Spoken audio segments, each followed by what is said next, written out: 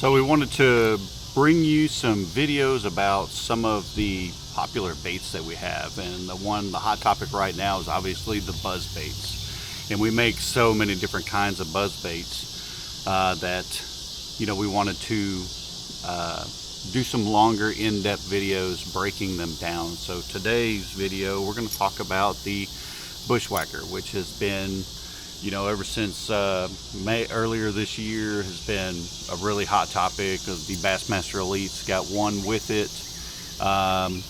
So there's been a lot of questions, and we wanted to go ahead and start doing some breakdowns of the difference and the variations of all the baits. But essentially the Bushwhacker started out as just a standard buzz bait that we made some modifications to.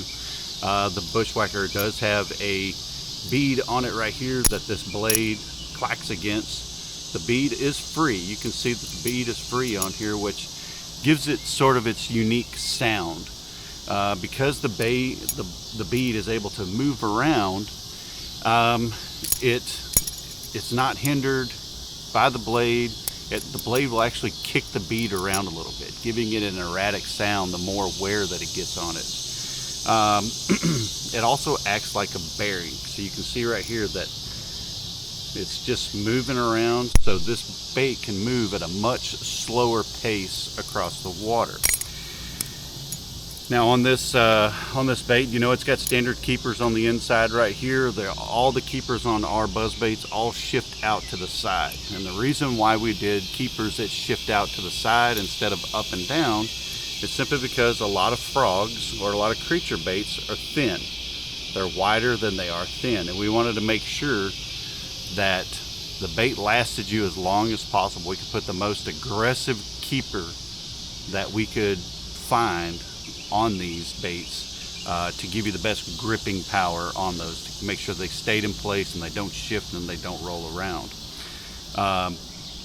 Every single one of them, you can see here, every single one of them is tied at the top. And what this tie does, there's a lot of questions on that. Some people say we need to lose it or not do it, it's a waste of time or whatever. But what this tie does is it takes all the flex out of this right here. So when you're casting clacking style buzz baits that aren't secured at the top, every time you cast it, all of this flexes. So this blade will actually stop hitting this bead, and you'll have to flex it back to get it back in tune. So just think of a coat hanger where you've taken and bent that wire a bunch of times, and eventually it's going to break. So we're eliminating that for you. So we're actually making this bait a little bit stronger for that. So with that right there, there's no flex right here on this wire, so this bait will stay in tune for as many casts as you can possibly make on it until you catch a fish. And typically after you catch a fish, it's still in tune. But what this also does is it takes and sends the shockwave all the way down to the hook. Because there is no flex right here, it's going to send it straight down to the hook. So the hook sets are going to be a lot harder on this bait. They're going to be more direct. So we often tell people to lighten the rod up a little bit, not use a typical buzzbait rod, which is usually a heavy action rod, just because you want a little bit of that flex or a little bit of that give into the bait. So that's the gist of the bait.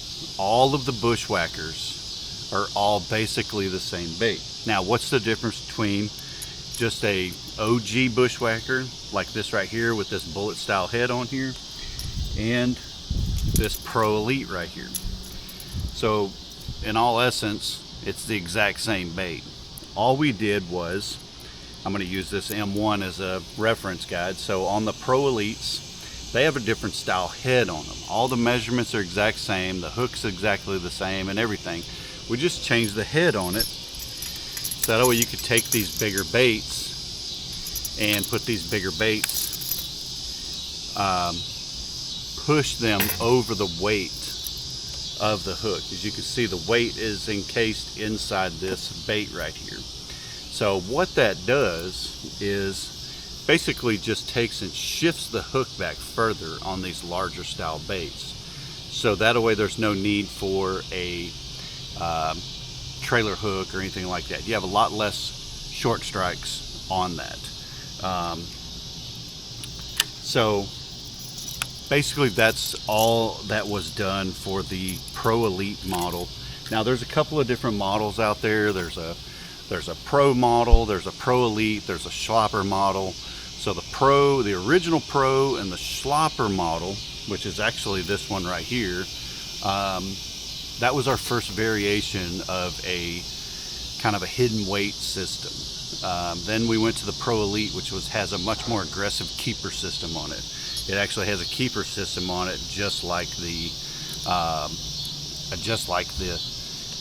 Pro Elite Bushwhacker and everything on it. So that is the only difference between the two baits. Now let's talk about the blade combos on there. Blade combos come in an A blade, which is this one right here, and then in a C blade, which is this one right here. They both make a lot of noise. The difference of it is, and it really boils down to on the Pro Elite model or the Schlopper model. When you're putting these larger baits like horny toads or these ZMan goats or net bait BF toads and stuff like that, the bait is really heavy. It's a large bait. So the A blade gets that bait up on top of the water really fast. It just gets it up there on top of the water really fast, and you're able to move this bait through the water at a very slow pace, much slower than most clacking style buzz baits, simply because of the way the bead and the bearing situation and all that kind of stuff is all moved there. Plus that blade displaces a lot of water. So it's able to get up on top of the water really fast and move across the water really slow. Now where the C blade comes in, the C blade is, in my mind, is kind of that holy grail of blades. It's a medium blade. And so on this one right here, it doesn't displace as much water as the A blade. So you have to reel it faster, and you have to reel it faster to keep it up on top of the water. So what happens is that you're getting into more of a reactionary strike situation where this bait is moving faster through the water. It's obviously spraying more water out because the blade is turning, at a much higher rate of speed than the A blade is. So it's spraying more water. Now it still has a lot of clack to it, but you are covering more water with it. Which this is something that happens more after post-spawn all the way through the summer and into the fall, is when I really start picking up these smaller blade buzz baits. So that's the difference. That's pretty much the only difference. It all has to do with speed, how you like to fish. If you like to fish one of these buzz baits with a big slow blade, or you like to fish them a lot slower and stuff, then you definitely want to go with an A blade. It is a little bit louder of a bait, so if the water conditions deem it where there's a lot of turbulent activity, wind or boat traffic, or it's really dirty water, then you might want to go with the A blade so they have time to hone in on it. The C blade, if you're tight to cover, you're hugging riprap and hugging boat docks, and you're just covering grass lines really fast, making really long casts, and you're reeling it really fast, and the C blade may be your option. It's just something that you have to play with throughout the day. So baits that we put on here range crazy amount.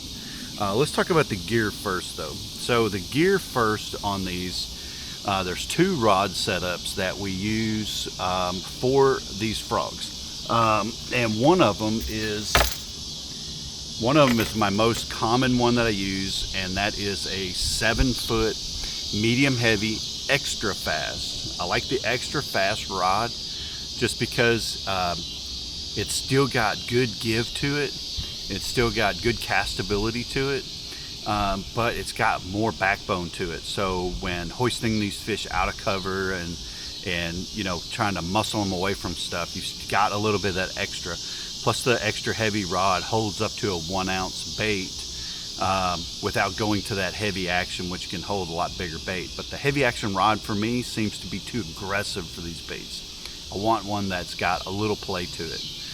So the 7-foot medium heavy extra fast is my go-to. And that's typically fishing a little closer to the boat, not making as long a cast, so I'm a little more, I'm more accurate with that rod.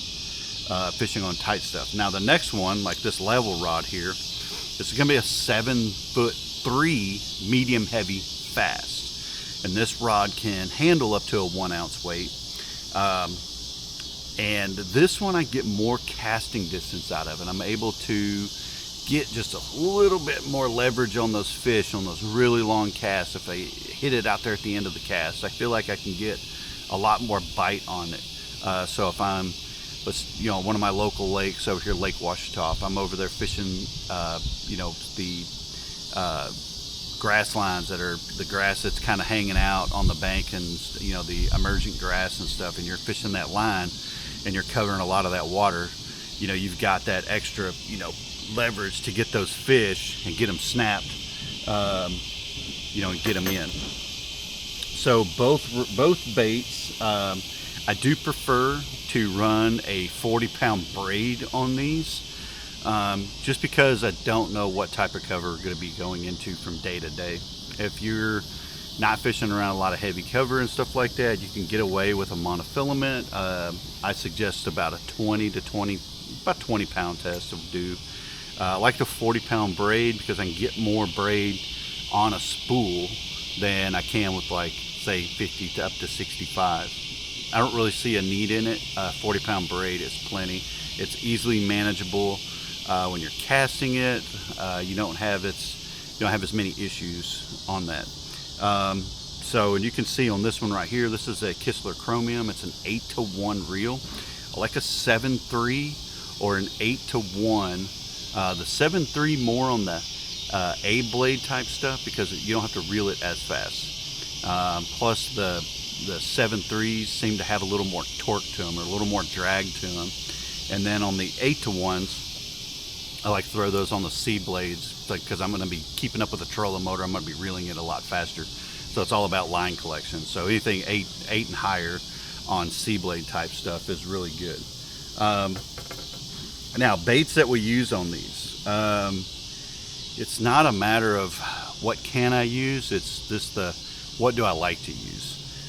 So typically when I'm going to be fishing like an OG style bushwhacker, I'm going to be putting some type of craw or swim bait. I really like the craws better than the swim bait, just because I don't like that side to side commotion back there.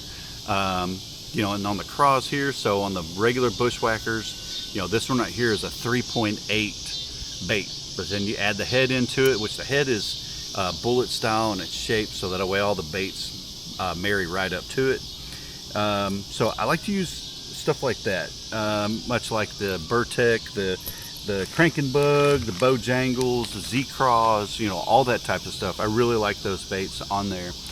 They run very well. Now you can run frogs on there.